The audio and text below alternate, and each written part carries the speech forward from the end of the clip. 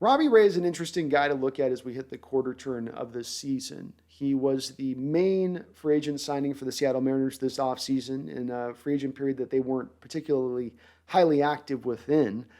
And they gave him a good amount of money, 5 years, $111 million. Of course, that contract's not up at some of these points that we're watching where the money is just insane for some very old starting pitchers in the sport, but that's another conversation for another day. This was a guy who, when he was signed, most of the people liked it overall as a signing. People wanted to see the Mariners be active in free agency and do something, you know? And so they at least did something, and it wasn't for a bad player. But there were those that had their share of concerns. And they said, well, they looked at his history here, going back to 2014 as a former 11th round pick, and they said, okay, well, he's had a lot of ups and downs in his career and very rare moments of dominance. He's not thrown for even 200 innings at any point in time in his career, and you're giving this guy $111 million. And those people were few and far between because people were so desperate at that time for the Mariners to spend money on anybody. And now those people are starting to look a little bit smarter in retrospect, but I think we do have to pop our brakes with these folks in lauding them too much at this point and saying, oh, well, here's a bad contract. This is going to turn out bad for them here.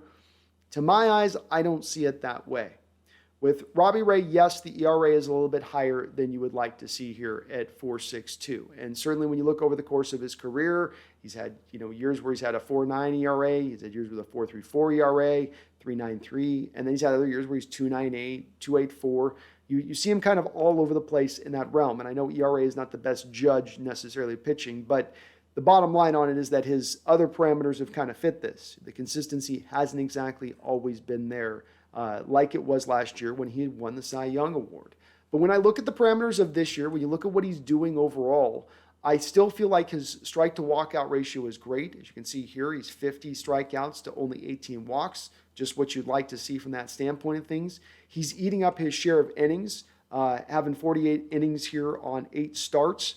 It feels like when I watch him just to the eye test, if we get beyond the stats for a moment and just to what we're seeing with our eyes, he is a guy that's a very competent isn't even the word. He's like a guy that has a very advanced understanding of having a professional approach to being a starting pitcher, of how to go and attack a lineup, of where he needs to put the ball, pitch in and pitch out, of going after the hitter's weaknesses.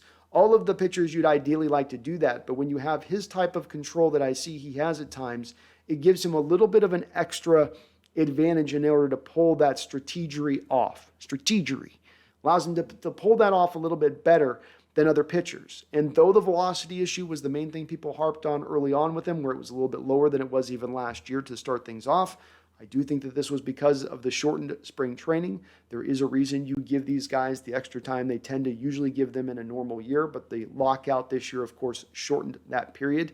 This is backing up by what I say if you look at him recently, where we're starting to see a little more of an uptick in that velocity, like it's coming back to its normal place. It's not like he's a terribly old pitcher, and hell, we've got a guy like Justin Verlander tearing up the league at nearly 40 years old, so his age and where he's at is not necessarily this guy's so old he's about to fall off. I expect a consistent pitcher this year and in the future. I think he'll get better as we go along. I think he'll become one of the main consistent elements of this starting staff, as we have a lot of young guys that are going to kind of rotate through, that are coming up through the ranks. But get excited by Robbie Ray. It was a good signing at the time. It remains a good signing. I think he'll get it right as we go along.